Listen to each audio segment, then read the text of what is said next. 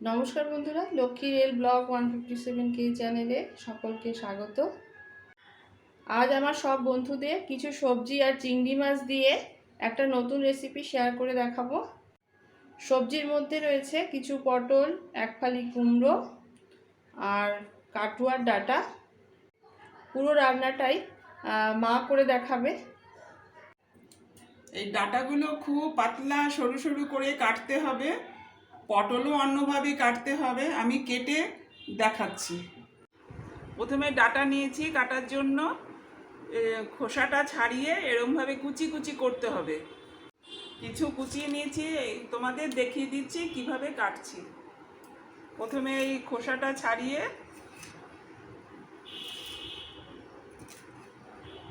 এরকম ফালি দিয়ে একদম কুচি কুচি করতে হবে।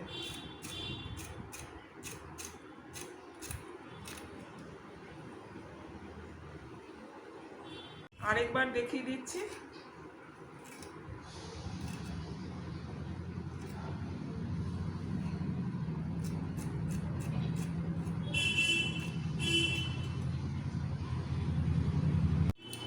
এবার পটলটা দেখিয়ে দিই। তিনটে সবজি লাগে, ডাঁটা, পটল আর কুমড়ো। পটলের খোসা একটু যেন না থাকে, পুরোটা কেটে নিতে হবে। খালি করে বীজগুলো সব ফেলে দেব, বীজ যেন একটাও না থাকে। তারপর আলু ভাজার মতো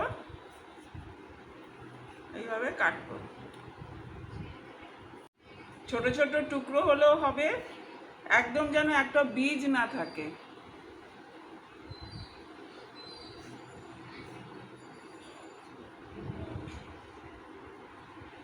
আলু ভাজার মতো করে। কুমড়োটাও দেখিয়ে দিচ্ছি।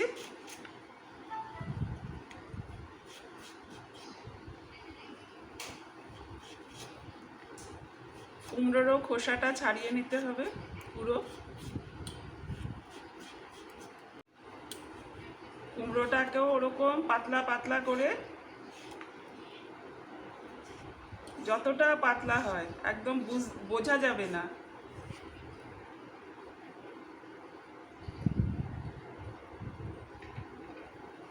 আবার দেখাচ্ছি।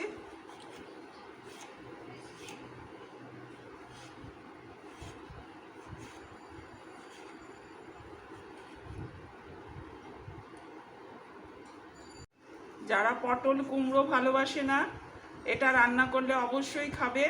বোঝাই যাবে না কি দিয়ে রান্নাটা, কি সবজি দিয়ে রান্নাটা হয়েছে। তিনটে সবজি আমি কেটে রেডি করে নিয়েছি, এরকম ঝিরিঝিরি করে কাটলেই হবে। এবার চিংড়ি মাছটা দেখাবো। চিংড়ি মাছটা আমি একটু বড় বড়ই নিয়েছি, এগুলোকে ভালো করে ধুয়ে নিয়েছি। এবার একটু পিস করে নেব, যেহেতু আমার সবজি কুচি কুচি করে কাটা আছে, তাই চিংড়ি মাছও অমনি ছোট ছোট করে পিস করে দিতে হবে।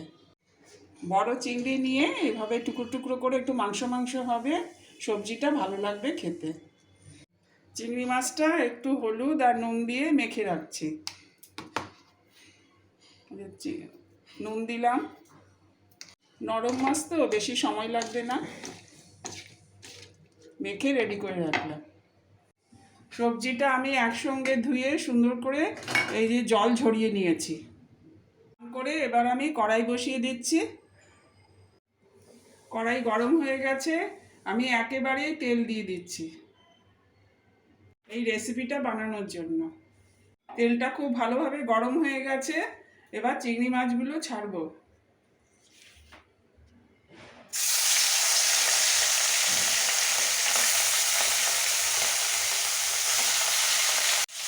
মাছ আমি অল্পই ভাজবো।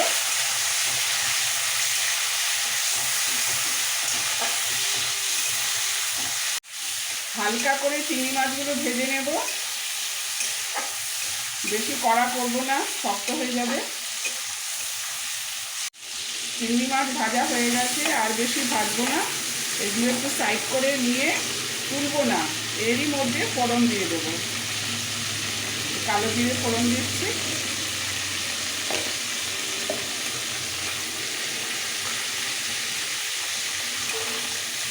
ফোড়নটা একটু ভেজে নিতে হবে, হয়ে গেছে। এবার আমি সবজিগুলো সব দিয়ে দেবো একসাথে।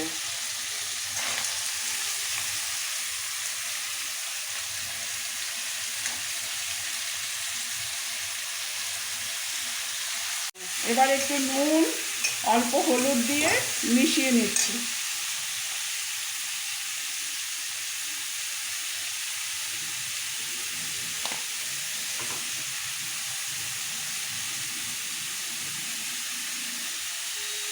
পরে স্বাদ অনুযায়ী আর একটু টেস্ট করে নুন দেবো। খুব ভালোভাবে ভাজতে হবে, ভাজতে ভাজতে মনে হবে একদম কষানো হয়ে যাবে। ভাজতে ভাজতে জল বেরোবে, এই জলটা পুরো টানিয়ে নিতে হবে।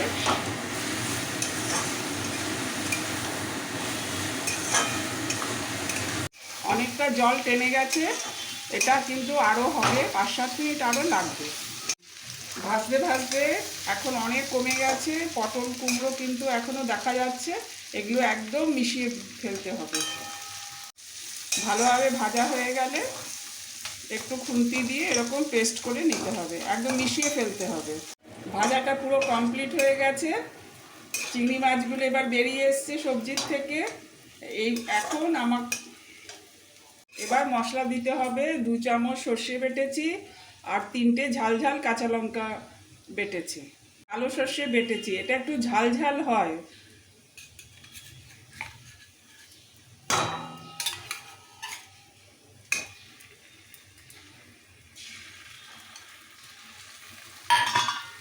মশলাটা পুরো মিশিয়ে নিতে হবে। বেশিক্ষণ ভাজবো না, সর্ষে বাটা দিয়ে তিতো হয়ে যেতে পারে। এখন নুন মিষ্টিটা এই সময় একটু টেস্ট করে নিতে হবে।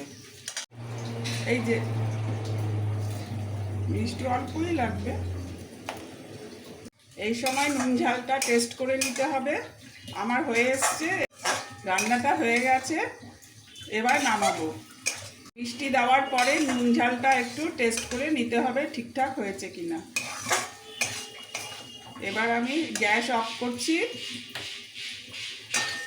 রান্না কমপ্লিট হয়ে গেছে, এবার নামাবো। চিংড়ি মাছ দিয়ে ডাঁটা সবজি সার্ভ করার জন্য রেডি হয়ে গেছে। এইভাবে তোমরা ট্রাই করো, দারুণ লাগবে। গরম ভাতে প্রথম পাতে তোমার জমে যাবে। এইভাবে বানিয়ে খাওয়ার পর অবশ্যই আমাকে জানাবেন। ভালো লাগলে প্লিজ আমার চ্যানেলকে সাবস্ক্রাইব, লাইক করে দেবেন। Thank you.